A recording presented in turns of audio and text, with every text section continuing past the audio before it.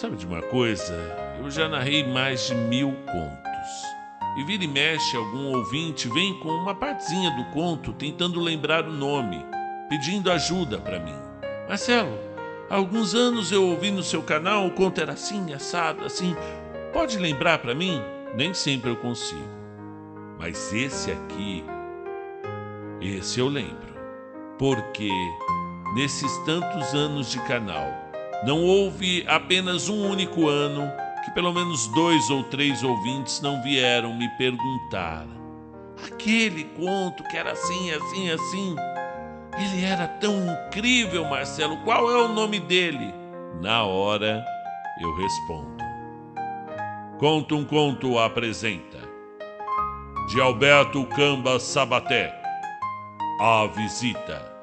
Narração, Marcelo Fávaro. E naquela manhã, a campainha da rua tocou com uma estridência mortal. Eu tentei olhar a hora no relógio, mas era muito difícil abrir os olhos, e vocês vão entender o porquê. Uma noite feroz, daquelas que a gente passa mergulhado em uísque, fumaça e barulho, acabou me jogando na cama em um estado comatoso. Eu olhei e verifiquei.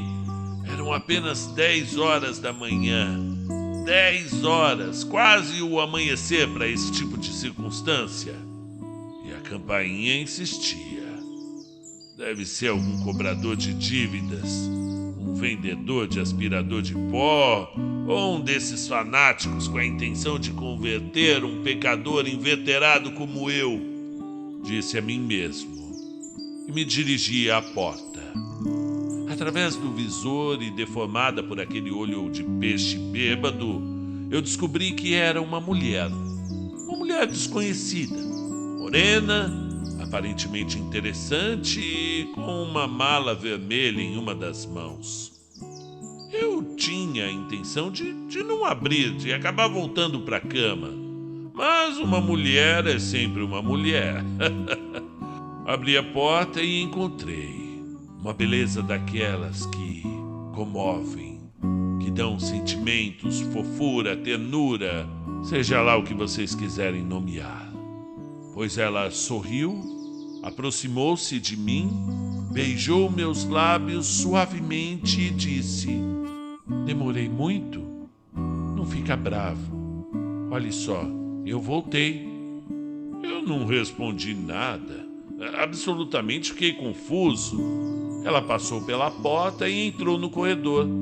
Olhou para mim novamente e colocou a mala no chão. Me abraçou de forma gentil, com ternura, com doçura, descansando a cabeça no meu peito por um momento. Foi aí que eu tomei a consciência de que ainda estava de cueca e senti uma certa sensação de vergonha. Tentei sair daquele abraço reagindo. Perdoe-me, gaguejei. Eu não sei, eu não estou entendendo. Sim, eu imagino. Ela disse, mudando sua expressão para a tristeza. Você esqueceu de mim, não esqueceu? Você não está me reconhecendo. Era impossível. Eu guardo em minha memória cada um dos passos que eu tomei, principalmente junto com as mulheres. Com todas elas, mesmo as mais efêmeras. E eu nunca tinha cruzado com essa mulher na minha vida. É sempre a mesma coisa, disse ela, evitando meu olhar interrogativo e indo em direção à sala de estar. Que bom, nada mudou. Seguia, sentindo-me ridicularizado, seminu, desgrenhado e com o rosto destruído pelos estragos da noite. Ela foi e desabou numa poltrona. Estou exausta, exclamou com um profundo suspiro. Foi uma longa viagem.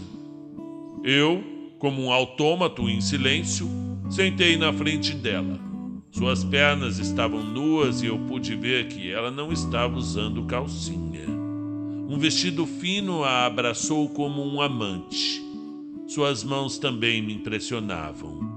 Magras, transparentes, gentilmente franzidas por rios celestes. Não, claro que eu nunca teria esquecido dessas mãos. Então fui assaltado pela dúvida. O que está acontecendo aqui? Talvez tenha sido uma confusão. Talvez ela era uma louca. Talvez tenha sido apenas uma brincadeira dos meus amigos. German, ela disse, e todas as conjecturas entraram em colapso. Ela tinha pronunciado meu nome, German. Eu não sei como, mas ela tinha falado o meu nome.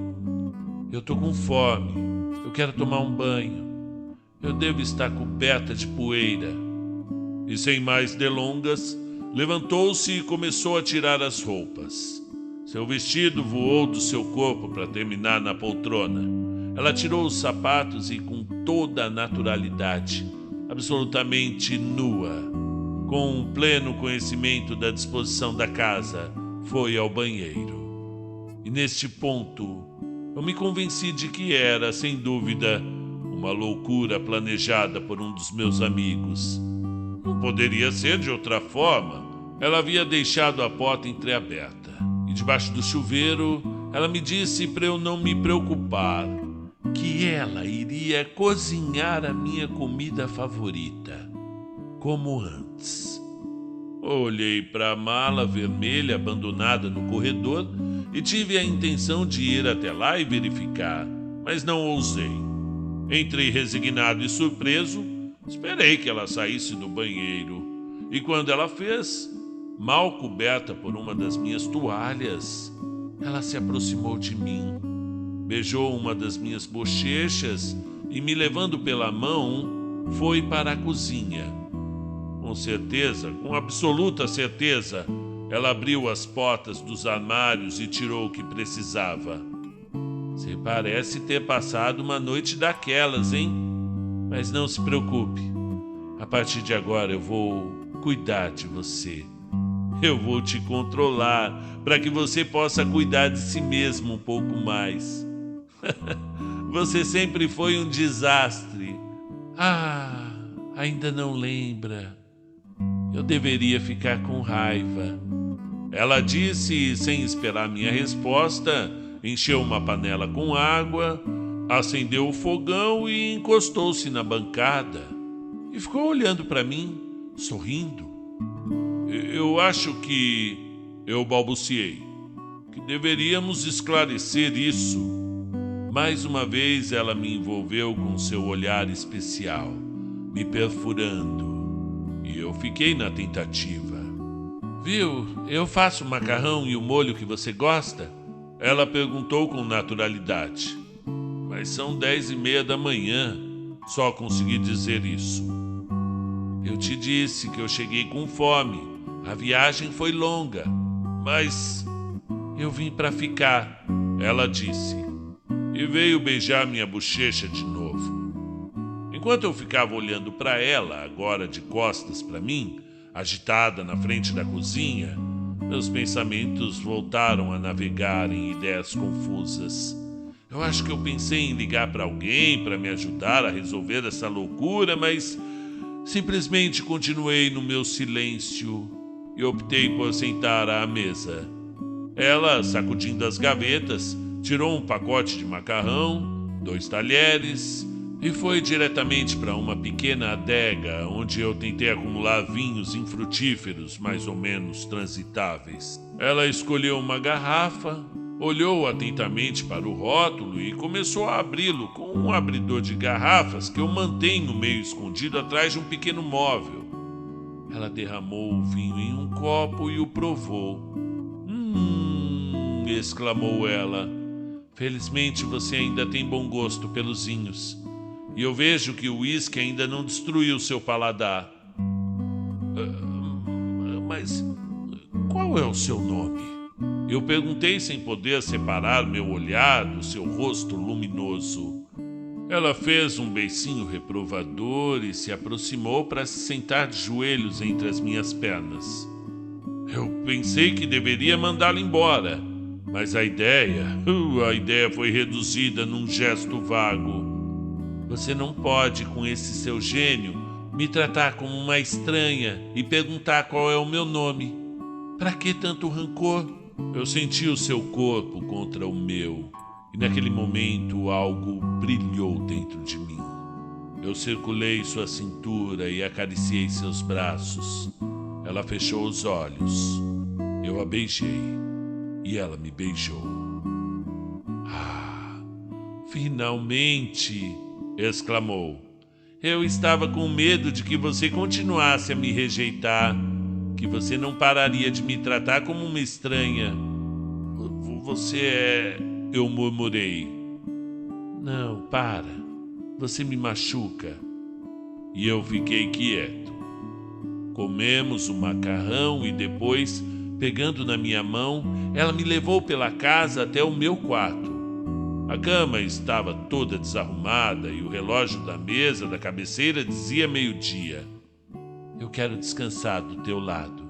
Ela disse e, deixando a toalha cair no chão, se jogou nua na cama. Ela estava localizada exatamente no buraco que havia sido marcado pelo meu corpo. Deitei ao lado dela e nos abraçamos. Você não vai me esquecer dessa vez, ela sussurrou. Eu pensei de novo que nunca havia acordado, que era um sonho pesado e alienante.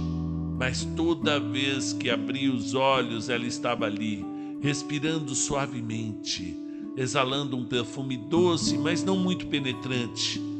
Um daqueles aromas que você tem que rastrear nos corpos, sempre, infalivelmente misturado com o cheiro pessoal. Ela era linda,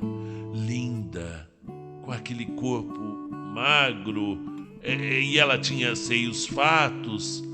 Mas o que mais me impressionou foi a sua surpreendente ductilidade, que ela tinha de aderir, cobrindo cada espaço, cada ângulo, cada vão, com as suas zonas quentes. Eu entrei nela como se tivesse feito isso por toda a minha vida, com tanta naturalidade, com tanta calma, que caracterizava aqueles casais de anos, aqueles que se amam há tantos e tantos anos, mas sentindo que algo diferente começava a pulsar dentro de mim. Horas depois, ela se levantou para pegar a sua mala. Ela a apoiou na cama enquanto eu a assistia alucinado por aquele ato de mágica que acabava de acontecer e que eu já não queria mais, não me sentia mais interessado em desvendar. Ela abriu e do seu interior extraiu algumas roupas, muito poucas, que ela passou a guardar no meu guarda-roupa. E ela ficou naquele dia, e todos aqueles que se seguiram.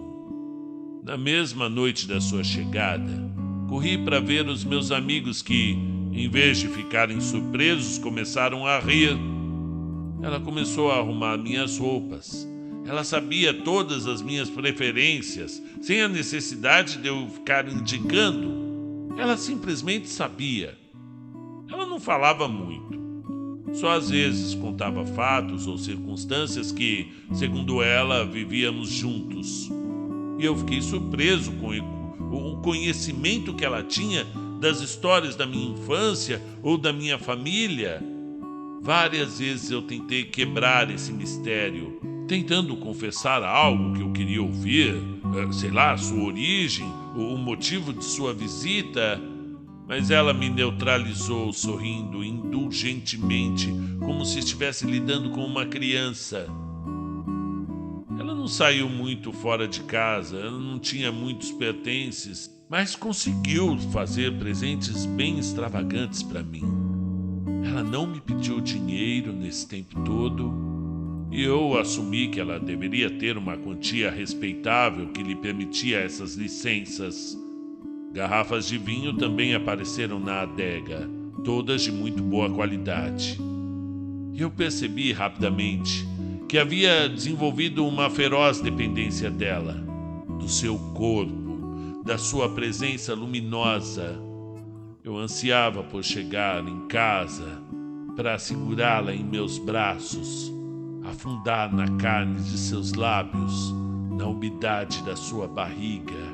Eu senti que ela, em minhas mãos, estava se fazendo como argila, como gesso ou até migalha de pão transformada em espuma. Meus amigos nunca acreditaram em mim. Sempre pensaram que era uma fábula criada pela minha imaginação para justificar a sua presença. Eles até arriscaram que era um misterioso artifício que eu tinha lucubrado para justificar o abandono do meu solteirão pertinente que eu sempre fui. Ela conhecia um por um dos meus amigos, sem nunca tê-los visto. E eu fui me entregando. Eu me entreguei a esse universo de irracionalidade, a sua invasão amorosa. Eu não me importava mais em descobrir quem ela era ou como ela havia entrado na minha vida. Nada interessou, apenas a sua presença consagrada a mim. Seu personagem era simplesmente surpreendente. Ela tinha a palavra certa e o gesto para cada momento. Apenas algumas vezes, muito raramente, ela foi pega por um ar de melancolia, mas ela sempre me abraçava e com uma risada musical dizia que a tristeza era um produto do seu amor e a culpa que arrastou em sua alma por ter me abandonado. Centenas de braços e flores devoradores surgiram no meu corpo. Ao seu lado, desapareceu memórias de todas as mulheres, as melhores, as idiotas, as indiferentes, as superiores, as que gostavam de beber, as abstêmias, as vegetarianas, as juvenis, as liberais, todas sumiram. Eu sempre pensei que eu não iria esquecer. Mas eu esqueci de todas. Eu redescobri com ela que sempre existiram doces sóis e noites absolutas. Com ela eu habitei níveis onde a sanidade e a razão fez equilíbrios perigosos. Mas quando a noite chegava, entre seus braços e pernas, consegui voar por sobre qualquer sombra. Uma manhã de inverno escuro, aqueles em que o dia se transforma como uma luva e caprichosamente inverte a identidade das horas, ela caiu dos meus braços, foi até o armário e de lá tirou sua mala vermelha. Ela manteve sua blusa, um suéter e algumas pequenas coisas. E cuidadosamente ela também foi acomodando ali 3 ou 4 fotos que havíamos tirado na cama, nós dois nus, tomando café da manhã numa manhã de domingo. Ela vestiu o vestido que havia chegado 6 meses atrás e, olhando nos meus olhos, disse que devia ir embora. Eu não pude perguntar nada. Eu apenas senti que algo estava desmoronando. Eu não entendi. Como eu poderia entender se ela nunca explicou sua presença para mim? Quando eu voltar, ela disse sempre com seu tom doce e plácido. Quando eu voltar, você não vai me reconhecer. Talvez naquele dia eu seja uma vendedora de aspiradores, mas você vai ter que tentar. Você não vai ser o mesmo.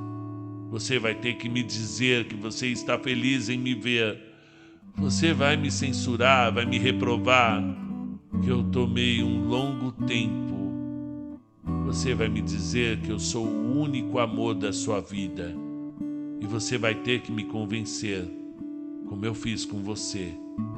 Vai ter que me chamar pelo nome. Vai ter que me amar.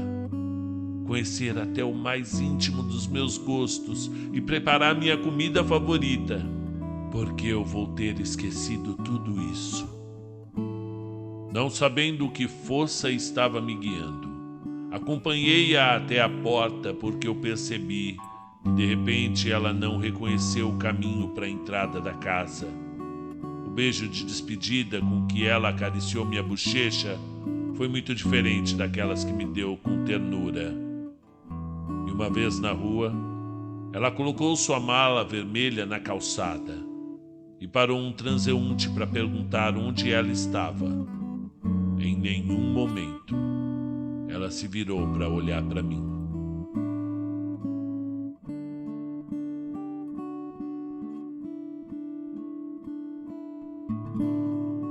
O que eu posso dizer sobre esse conto, meus caros ouvintes?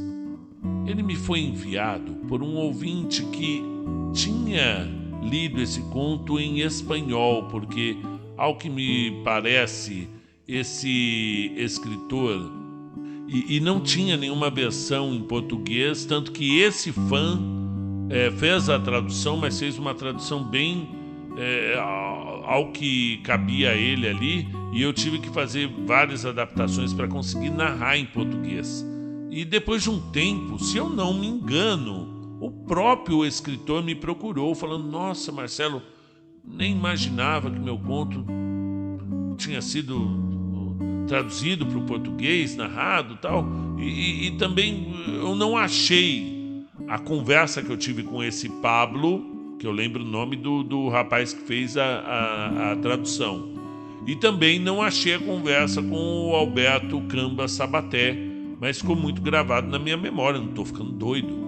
E aí essas pessoas, ao longo dos anos que eu narrei esse conto, vieram eventualmente me procurar, porque realmente é um conto tão enigmático e ele é tão real, porque o amor, quantos amores começaram assim, sem a gente saber, e veio chegando e de repente sabia tudo sobre a gente e do mesmo jeito foram embora. E só dela ter saído ali na calçada, ela já não se lembrava mais de mim. E o final é absurdamente lírico. Você vai ter, quando eu voltar, você não vai me reconhecer. Ou talvez ela não iria reconhecer o narrador. Talvez eu seja uma vendedora de aspiradores, mas você vai ter que tentar. Não será o mesmo. Você vai ter que me dizer que está feliz em me ver. Você vai me reprovar pelo longo tempo que eu fiquei longe. Você vai ter que me dizer que eu sou o único amor da sua vida. E você vai ter que me convencer, como eu fiz com você. Você vai ter que me chamar pelo nome, me amar, conhecer até o mais íntimo dos meus gostos e preparar a minha comida favorita. E eu vou ter esquecido tudo isso. Gente, poucas vezes eu li algo tão belo, tão lindo sobre uma história de amor quanto eu ouvi agora. Eu não sei se o meu repertório é tão grande assim, mas eu preciso muito ler outras coisas do Alberto Camba Sabaté, até para eu tentar entender melhor esse conto que está martelando na minha cabeça há anos. E vocês, meus caros amigos, o que acharam? Espero que tenham gostado. Até a próxima.